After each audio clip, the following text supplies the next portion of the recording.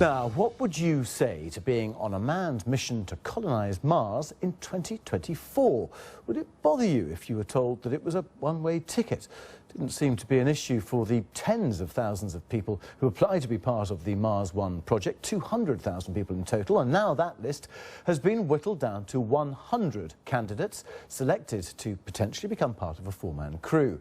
But with much of the $6 billion funding still needing to be found, will the mission ever go ahead?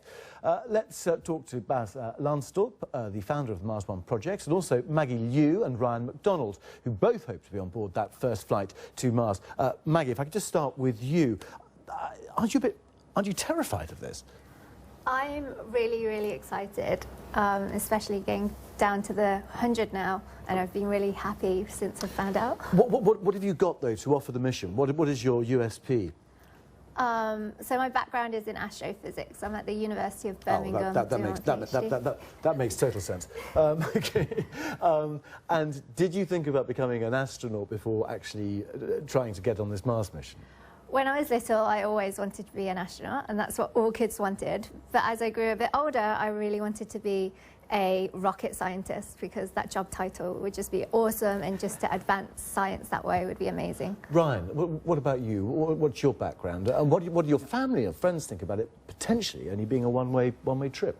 Yes, I'm also a physicist. I'm just finishing off my final year of my physics degree at the University of Oxford. So with regards to my family, generally they're quite supportive, because I've never made it a secret that I've wanted to go into space ever since I've been really young. But not forever. Well, I didn't have the opportunity to go forever, so absolutely, that's even better. Maximise your time and all that. But that being said, my little sister, I'm very close with her and have been ever since I was really young, so that means, of course, I'll have to be communicating with her very often. We can't have live conversations, but I'll certainly be sending messages back home as soon as possible. All right, Bas, now you've got these people's hopes up, but let's just be frank about this. I mean, $6 billion funding you need. How much have you raised so far? We don't disclose how much we've raised, but we've done an investment round in 2013, and that has been able to have us do everything that we've done so far. Well, you see, there was a report out, wasn't there, saying that so far you have raised, I think, $633,000, which is 0.01% of your target amount. That's what we've received as donations from all over the world. We get donations from more than 100 different countries. But at this moment, investments is by far our most important source of revenue. And that's what has allowed us to do what we've done so far. OK, just one other thing, and obviously, just looking into the background of this, I mean, SpaceX, I think you say, is one of your suppliers. They say they've broken off all contact with you, have they? We've never had an official contract with SpaceX, but we are in good negotiation with them. We've been to their office a couple of times. People from SpaceX visit our office. But at this moment, it's just too early to buy a rocket. We're not sending our first unmanned mission until 2018. So the end of 2016 is a good time to start buying that rocket. OK, Maggie and Ryan, you're both obviously extremely bright people, but the Massachusetts Institute of Technology recently said that any attempt to go to Mars, the life expectancy would be about 68 days. Maggie? I think that's a misconception, and it's so the article that they published was about the ventilation of oxygen. If you're producing a lot of oxygen, you'll have a huge risk of fire. And even though the technology might not be there yet, we've got 10 years to develop this. And 10 years ago, you probably didn't use a computer much or rely on so much on internet. And look where we are now. We're so dependent on this technology, and it's advanced so quickly.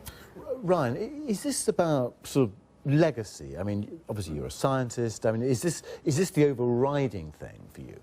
Yeah, absolutely. It's about legacy. It's about knowing that if you go to Mars and you're one of the first 4 people on Mars, you can achieve that much more than you can as possibly just one person out of 7 billion on Earth. Even if you're, say, a scientist here on Earth, by going to Mars, I can basically leave a legacy for everyone. And I just want to add something quickly about the MIT study, actually, because what it says is that the first fatality occurs 68 days if you don't use any local resource production, and they actually do a calculation on page 13 and 14 of their report that shows that there aren't any incidents if you do.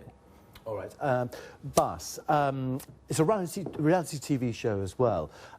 Is that the right sort of vehicle, do you think, to raise money and get interest? And also, doesn't it slightly sort of cheapen and trivialise what is potentially an extremely dangerous mission? Well, the word reality TV is not on our website. I think that's what journalists have come up with. What is it then? Well, it's the most exciting story of all times. Humans going to Mars, settling on another planet. And of course we have to and we want to share that story with the entire world. But I compare it much more to the Olympic Games, where the best of the best people that we select from all over the world do things that almost nobody else can do. And that story, of course we want to share that with the world. But no Big Brother on Mars, please. Well, not yet. But what happens, though, for the people travelling? I mean, how are you going to get along? How are you going to survive? How are you going to have any sort of relationships together? Because there's only 4 of you there, aren't there? We're going to be training for 10 years with that group of people. We're going to develop a relationship with them, and they're going to become our new family. So hopefully by the 10 years down the line, we'll know each other well enough to survive the rest of our lives with them. All right, OK. Well, look, I'm afraid we're out of time. But Ryan, Maggie, please... actually, we're not out of time, no. I've just been told we've got some extra material just sent to us from space by the satellite. Tell us about the conditions on Mars. Right, so Mars is a lot colder than the Earth. Its average temperature is about -58 degrees Celsius, although on the equator it can sometimes go much warmer than Britain, actually, up to around 30 degrees Celsius. Right. Water production, what about that? Right, so there is actually a lot of water on Mars. There's enough to coat the entire planet up to about 7 metres depth if you were to melt it all. So we land at a latitude close enough to the pole, between 40 and 45 degrees north, that there is water ice just a couple centimetres beneath the surface. So water really isn't a problem for this. But no little green men? No little green men. No, okay, right. Maggie, right, we are now out of time. Bas, thank you very much indeed for joining us on GMT today. That is it from us. Much more, of course, throughout the day. Bye-bye.